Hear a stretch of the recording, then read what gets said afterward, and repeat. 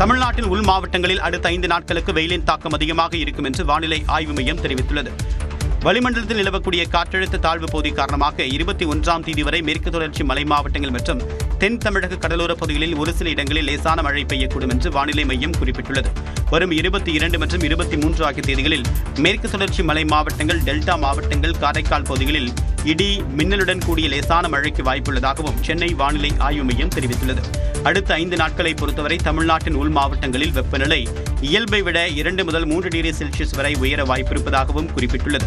கடலோர தமிழ்நாடு, புதுவை, காரைக்கால் பகுதிகளில் அதிக வெப்பத்துடன் காற்றில் ஈரப்பதமும் அதிகமாக இருக்கும் என்பதால் பொதுமக்களுக்கு உடல் ரீதியான அசௌகரியங்கள் ஏற்படக்கூடும் என்றும் எச்சரிக்கப்பட்டுள்ளது. சென்னை மற்றும் புறநகர் பகுதிகளை பொறுத்தவரை வானம் ஓரளவு மேகமூட்டத்துடன் காணப்படும் என்றும் கணித்துள்ளது. காற்றில் ஈரப்பதம் அதிகமாக இருப்பதால் புழுக்கம் சற்று கூடுதலாக உணரப்படும் என்றும் வானிலை மையம் தெரிவித்துள்ளது. சென்னை நகரில் 1000 மினி பேருந்துகள் இயக்க நடவடிக்கை எடுக்கப்படும் என்று திமுக வாக்குறுதி அளித்துள்ளது.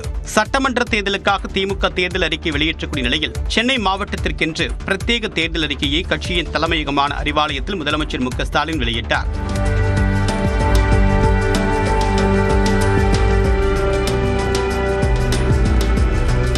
இந்த அறிக்கையில் சென்னையில் 1000 மினி பேருந்துகள் இயக்கப்படும் என்றும், மழைநீர் வடிகால் பணிகள் 2027க்குள் முடிக்கப்படும் என்றும், தெருநாய் பிரச்சனைகள் சரி செய்யப்படும் என்றும் அறிவிக்கப்பட்டுள்ளது. குளோபல் கேப்பபிலிட்டி சென்டர்ஸ் இன்க்ரீஸ் பண்றதுக்கான வழிமுறைகள், ஒரு 10,000 கோடி ரூபாய்க்கு உண்டான இன்வெஸ்ட்மெண்ட்ஸ் கொண்டு வரும். ஏன்னா ஒரு காலத்தில் ஹைதராபாத், பெங்களூர்லாம் சொல்றாங்க.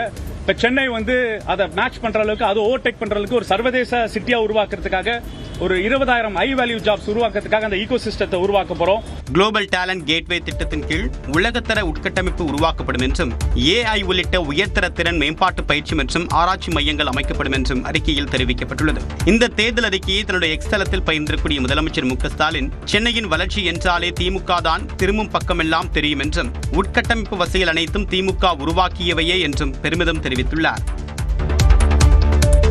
விஜயின் ஆதரவாளர்கள் அதிமுக கூட்டணியை ஆதரிக்க வேண்டும் என பாமக தலைவர் அன்புமணி கேட்டுக் கொண்டுள்ளார். கடலூரில் செய்தியாளர்களை சந்தித்த அவர், தாவேக்காவால் இந்த தேர்தலில் வெற்றி பெற முடியாது என்றார்.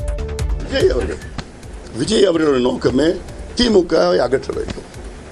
எங்க நோக்கமோ திமுகவை அகற்ற வேண்டும். விஜய் அவர்கள் இந்த தேர்தலில் ஓரளவுக்கு வாக்குகள் பெறுவார், வெற்றி பெற முடியாது. அதிமுக தலைமையிலான கூட்டணிக்கு நீங்கள் வாக்களித்தால் உங்களுடைய நோக்கம் என்ன? திமுக அகற்றப்பட வேண்டும். அது நடக்கும். அதே சமயம் தமிழ்நாட்டை ஆள பிறந்தவர் விஜய் என்று கோபிச்செட்டிப்பாளையத்தில் தாவேக நிர்வாக குழு தலைமை ஒருங்கிணைப்பாளர் செங்கோட்டையன் பேசினார். இது எப்படி வந்தாலும் சரி, எப்படிப்பட்ட சொற்கள் நம்மை வசமாடினாலும் சரி, காய்க்கின்ற மரத்திற்கு தான் கண்ணடி விடும். ஆகவே நான் அதை பற்றி கவலைப்படவில்லை. கட்சியில் இருந்து நீக்கப்பட்ட போது 41 நாட்கள் சாதாரண உறுப்பினராக பணியாற்றி சோதனைகளையும் வேதனைகளையும் கடந்து வந்துள்ளதாக கூறினார்.